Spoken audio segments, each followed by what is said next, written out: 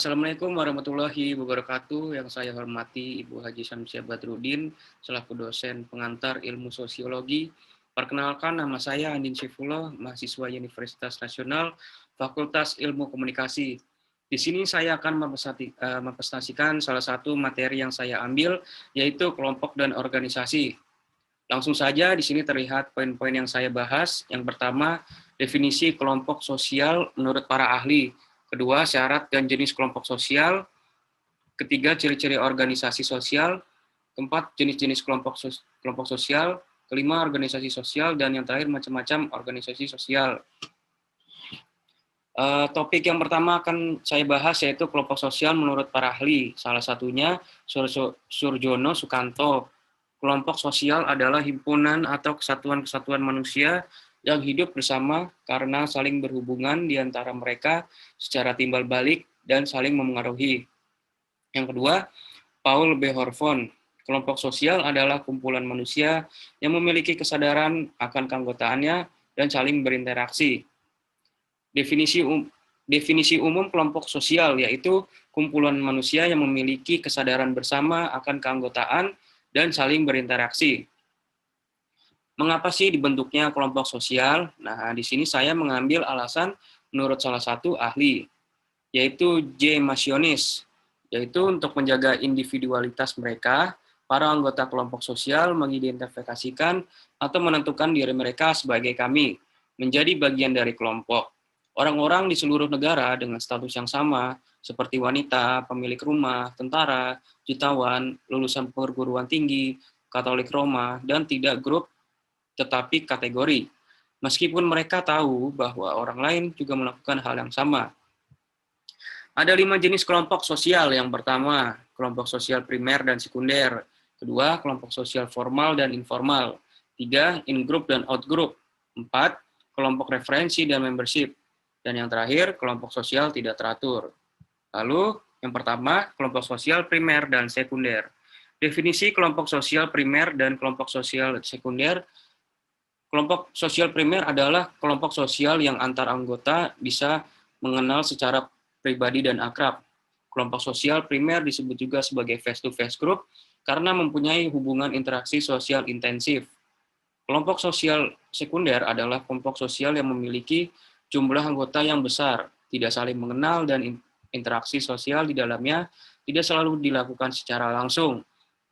Kelompok sosial primer, ciri utamanya yaitu intensitas interaksi sosial yang intim, lebih mengarah kepada kasih sayang, kedekatan, dan keakraban. Sedangkan ciri-ciri kelompok sosial sekunder adalah kedekatan personal anggota tidak terlalu diperhitungkan, komunikasi yang dibangun bersifat sementara dan impersonal, serta orientasi pembentukan kelompok adalah tujuan yang ingin dicapai.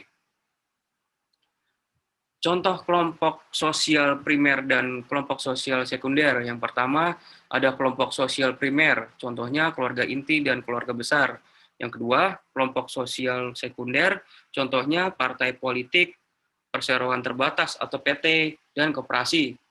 Mengapa contoh kelompok sosial primer keluarga inti dan keluarga besar?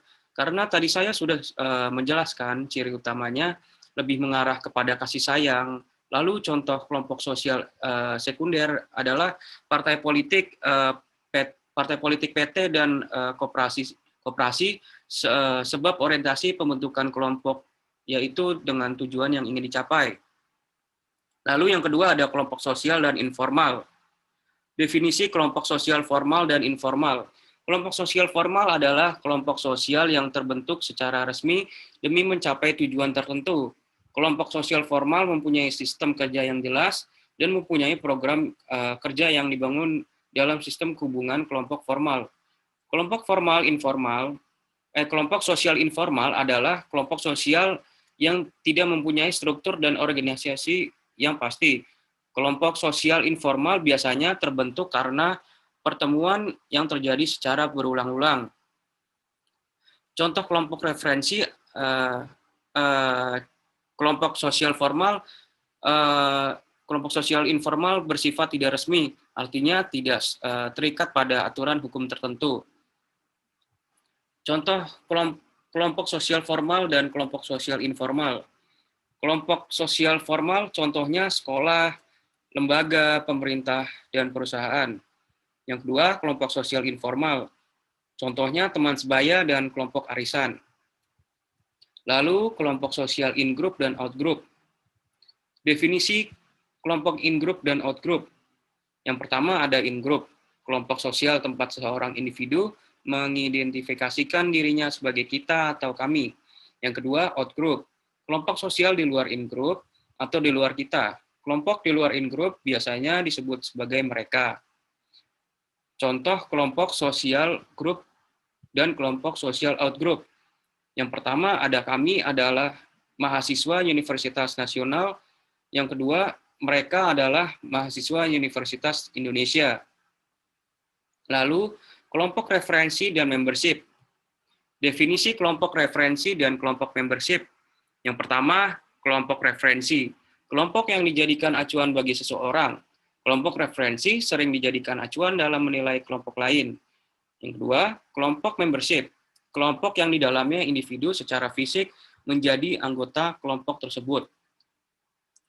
Contoh kelompok sosial referensi dan kelompok sosial membership. Nah, contohnya, kelompok referensi adalah publik figur yang dapat mengaruhi kepribadian seseorang sehingga terbentuk suatu kelompok penggemar dalam masyarakat atau dikenal sebagai fans club. Suatu kelompok bisa dikatakan sebagai kelompok membership apabila antar anggota di dalamnya bisa mengetahui dengan jelas status keanggotaan keanggotaan satu dengan yang lainnya. Lalu kelompok sosial tidak teratur. Pertama, kerumunan. Kerumunan merupakan individu yang berkumpul secara bersamaan serta kebetulan di suatu tempat dan juga pada waktu yang bersamaan. Kedua, massa. Kelompok yang tersebar relatif sangat besar dan memberikan reaksi-reaksi berbeda terhadap rangsangan yang sama. Massa seringkali dikaitkan dengan individu-individu yang melakukan perilaku yang sama, namun di tempat yang berbeda. Kelompok sosial tidak teratur dibagi menjadi dua, massa dan kerumunan. Kerumunan terbentuk karena adanya pusat perhatian. Oleh sebab itu, kerumunan akan segera menghilang setelah pusat perhatiannya hilang, sedangkan massa tidak sama dengan kerumunan. Penonton konser musik di stadion merupakan kerumunan, sedangkan orang-orang yang menyaksikan konser musik melalui televisi masing-masing merupakan massa. Syarat dan ciri kelompok sosial.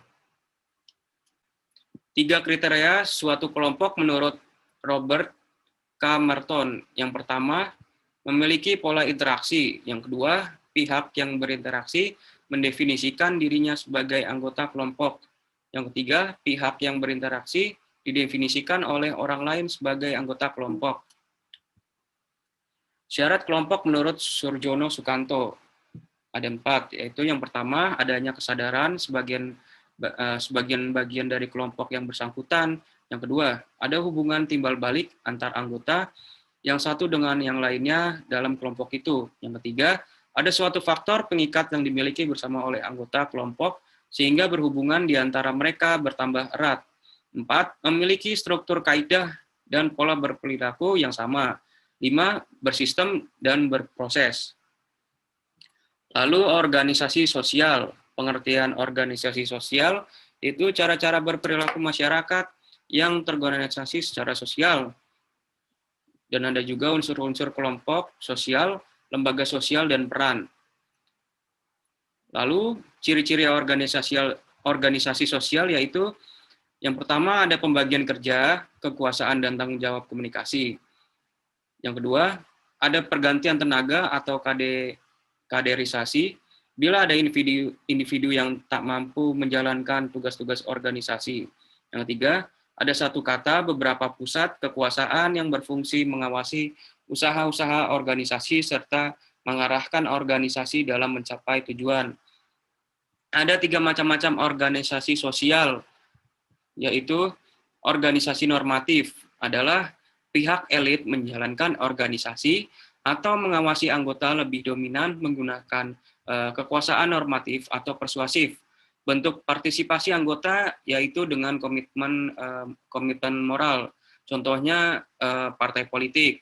Lalu yang kedua ada organisasi utilitarian, yaitu adalah pihak elit mengawasi anggota dominan menggunakan kekuasaan. Utilitarian, partisipasi anggota berdasarkan komitmen perhitungan, yaitu pemikiran hubungan bisnis, sangat perhitungan untung rugi. Contohnya Persatuan Petani. Dan yang terakhir ada organisasi koersi, yaitu pihak elit menggunakan kekuasaan koersi dalam mengawasi keanggotaannya. Koersi adalah segala jenis paksaan, ancaman, dan intimidasi yang digunakan untuk mempengaruhi perilaku orang lain. Contohnya geng motor. Terima kasih, sekian dari presentasi saya, kurang lebihnya mohon maaf. Wassalamualaikum warahmatullahi wabarakatuh.